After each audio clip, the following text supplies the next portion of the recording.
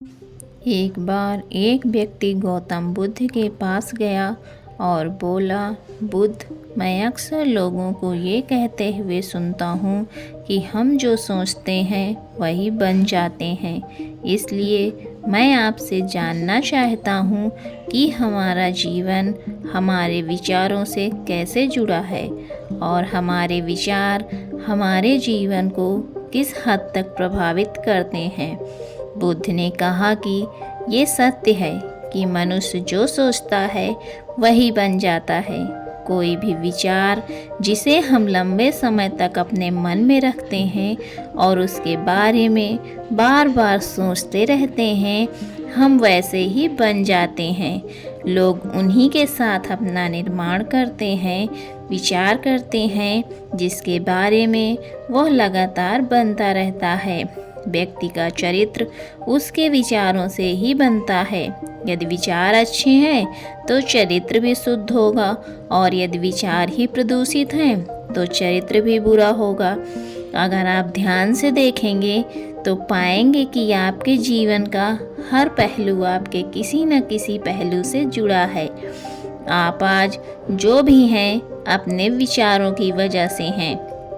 आपके विचार अच्छे या बुरे किसी न किसी तरह से आपके जीवन को अच्छा या बुरा बना रहे हैं। हम जैसा सोचते हैं वैसा ही हमारा चरित्र बन जाता है।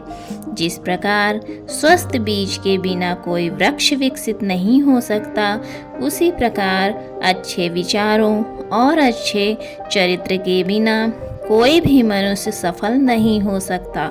और यदि उसके विचार नकारात्मक हैं तो वो अपने जीवन को गलत दिशा में मोड़ देगा। उसी प्रकार हमारे जीवन में अपने विचारों और कर्मों के माध्यम से कई बीज बोएं, और उस बीज का फल या तो हमें दुख दे सकता है या खुशी। यदि हमने सकारात्मक विचारों के बीज बोए हैं तो हमें सफलता और खुशी मिलेगी। लेकिन यदि बोए गए बीज नकारात्मक विचारों के हैं तो सफलता और दुख साथ साथ चलेंगे। जिन लोगों को आप सफल और महान मानते हैं वे यहाँ ऐसे ही नहीं पहुँच गए। उन्होंने अपने विचारों पर नियंत्रण रखकर अपना चरित्र ऐसा बनाया है कि इसी चरित्र के बल पर उन्होंने महानता की ऊंचाइयों को छुआ। तो मूल रूप से आपके अंदर जो विचार हैं, यदि आपके मन में दूसरों के प्रति क्रोध, ईर्ष्या, घृणा है तो आप बाहर भी वैसे ही होंगे। तो आपको बाहर भी वही मिलेगा। तुम्हें ऐसे लोग मिलेंगे जो तुम्हारे साथ वैसा ही करेंगे। यदि तुम्हारे पास प्रेम, शांति, करुणा है तो तुम वैसे ही बन जाओगे और आप बाहर भी वैसे ही पाएंगे। और जो ऐसे विचार रखता है उसे सम्मान और प्यार दोनों मिलता है। वस्तुतः मनुष्य अपने जीवन का निर्माता स्वयं है, वो इसे बनाया बिगाड़ सकता है। मनुष्य अपने चरित्र का निर्माण अपने कार्यों और अपने विचारों से करता है। अपना समुदाय बनाता है, अपनी किस्मत खुद बनाता है।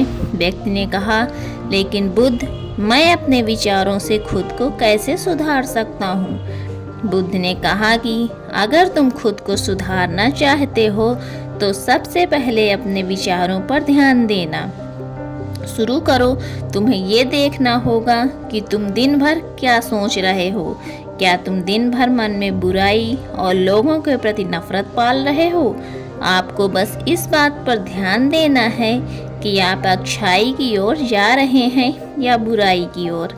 जब आप अच्छे से समझ जाएंगे कि आपके दिमाग में अच्छे विचार चलते हैं या बुरे, तभी आप अपने सोचने के तरीके में बड़ा सकारात्मक बदलाव कर पाएंगे। आपके अंदर कभी न खत्म होने वाला खजाना है।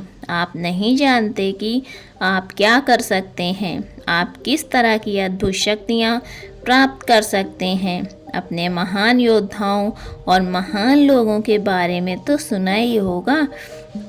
यदि आपको उनकी शक्तियों पर विश्वास नहीं है, आपको बस ये मानना होगा कि आग के बिना धुआं नहीं होता। ज़रूर उनमें कुछ तो बात होगी जिसकी वजह से उनके बारे में इतना कुछ लिखा और कहा गया है। तो वे कौन लोग थे जो दुनिया में महान योद्धा और आदर्श के रूप में पूजे जाते थे?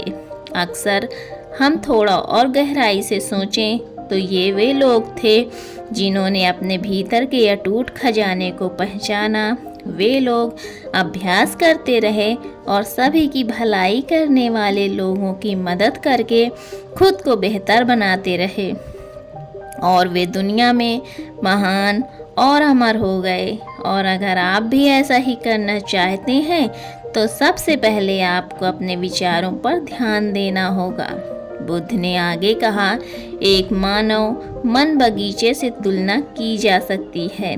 जैसे बगीचे को साफ और सुंदर रखना, समय समय पर उसमें उगने वाले खरपतवार को हटाना पड़ता है, रोज पानी देना पड़ता है, पौधों की देखभाल करनी पड़ती है, उसी तरह हमें अपने मन को भी सुंदर और सकारात्मक बनाए रखने के लिए उसका ख्याल रखना होगा। इसमें से लगातार नकारात्मक विचारों को हटाकर सकारात्मक विचारों को जगह देनी होगी।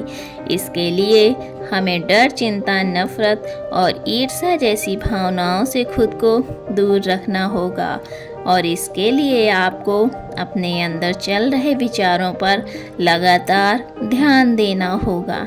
किसी भी व्यक्ति के अंदर उठने वाले विचार और उसका चरित्र अधिकतर उसके आसपास के वातावरण और परिस्थितियों पर निर्भर करते हैं। लेकिन इसका मतलब ये नहीं है कि किसी व्यक्ति की स्थिति खराब है, अतः उसके विचार सदैव त्रुटिपूर्ण रहेंगे। वो उन पर ध्यान देकर अपने विचारों को बदल सकता है और जैसे ही उस व्यक्ति के विचार बदल जाते हैं तो उसका चरित्र और उसके काम करने का तरीका अपने आप बदल जाता है। ये सभी चीज़ें धीरे धीरे सीखनी होती हैं। विचारों के काम करने के तरीके को समझना होगा। आपको सबसे पहले ये स्वीकार करना होगा कि जो काम सामने वाला कर सकता है वो आप भी कर सकते हैं। आपको बस इसका बार बार अभ्यास करने की ज़रूरत है। नई चीज़ें सीखने की ज़रूरत है। जैसे जैसे आपका मन बदलेगा, आपकी परिस्थितियाँ भी बदल जाएंगी। आप जो भी विचार बीज रूप में अपने मन में डालते जाएंगे, ये धीरे धीरे आपके चरित्र और आपके कार्यों में दिखना शुरू हो जाएंगे और एक बार ये विचार आपके अंदर जड़ें जमा लेंगे तो आपको सफल होने से कोई नहीं रोक सकेगा। लेकिन अगर वो बीज या विचार नकारात्मक है तो आपको भी असफलता से कोई नहीं बचा सकता। इसलिए अपने विचारों के प्रति बहुत जागरूक रहने की ज़रूरत है। आप अपने अंदर किस तरह के विचार ला रहे हैं, एक बात हमेशा याद रखें, हमें वो नहीं मिलता जो हम चाहते हैं, बल्कि हमें वो मिलता है जो हम हैं और हम अपने विचार हैं। इसलिए इच्छा करना और उस इच्छा के बारे में अच्छा सोचते रहना और उसे पूरा करने का प्रयास करना दो बिल्कुल अलग चीज़ें हैं। क्योंकि इच्छा तो हर कोई करता है, लेकिन उस इच्छा के बारे में लगातार सकारात्मक सोचना और उसे पाने के लिए कड़ी मेहनत करना बहुत ही कम लोग ऐसा कर पाते हैं। इसलिए अगर आप अपनी परिस्थितियों को बदलना चाहते हैं तो सबसे पहले आपको खुद को बदलना होगा। लेकिन ज़्यादातर लोग अपनी परिस्थितियों को तो बदलना चाहते हैं, लेकिन अपने सोचने और काम करने के तरीकों को नहीं बदलना चाहते। और अगर लोग ऐसे ही रहेंगे तो उनके हालात कभी नहीं बदलेंगे। उस व्यक्ति ने कहा कि बुद्ध, हमारे विचारों का हमारे शरीर पर क्या प्रभाव पड़ता है? बुद्ध ने कहा था कि हमारा शरीर हमारे दिमाग का गुलाम है। हम जो भी सोचते हैं उसका पहला प्रभाव हमारे शरीर पर ही पड़ता है आपने देखा होगा कि जो लोग बहुत अधिक चिंता करते हैं और डरते हैं वे जल्दी बीमार पड़ जाते हैं, और साथ ही जो लोग दूसरों से ईर्ष्या करते हैं और हमेशा नकारात्मक सोचते हैं वे भी बहुत जल्द मानसिक और शारीरिक बीमारी का शिकार हो जाते हैं। और अगर आप ऐसा सोचते हैं तो आपके साथ भी ऐसा ही होगा। इसके विपरीत जो लोग हमेशा खुश रहते हैं वे दूसरों के बारे में अच्छा सोचते हैं, हमेशा स्वस्थ रहने के बारे में सोचते रहते हैं, तो उनकी ऊर्जा एक समान हो जाती है और इस ऊर्जा का सकारात्मक प्रभाव सबसे पहले उनके शरीर पर पड़ता है, क्योंकि जिस व्यक्ति का मन शांत होता है उस व्यक्ति के शरीर की आधी बीमारी अपने आप ही खत्म हो जाती है। हम स्वस्थ रहेंगे या बीमार, ये हमारे आसपास के माहौल और परिस्थितियों के अलावा हमारी सोच पर भी निर्भर करता है। एक कमज़ोर और बीमार विचार हमारे शरीर को भी कमज़ोर और बीमार बना देता है। आपने अपने आसपास देखा होगा कि जो लोग बीमार होने से ज़्यादा डरते रहते हैं, जो सबसे ज़्यादा बीमार पड़ते हैं, इस डर ने लाखों लोगों की जान ले ली है। और इसके विपरीत जो लोग अपने शरीर के बारे में अच्छा सोचते हैं वे स्वस्थ और मजबूत महसूस करते हैं, और जिनके विचार शुद्ध होते हैं उनका शरीर शुद्ध, मजबूत, स्वस्थ हो जाता है। वैसे ही हमारा शरीर सिर्फ एक उपकरण है और हमारा मस्तिष्क इस उपकरण को नियंत्रित कर रहा है। जैसे अच्छा भोजन हमारे शरीर के लिए ज़रूरी है, उसी तरह अच्छी सोच ये हमारे शरीर के लिए भी बहुत महत्वपूर्ण है। जैसे ही आपके विचार शुद्ध हो जाएंगे, इसका सबसे पहला असर आपके शरीर पर दिखाई देगा।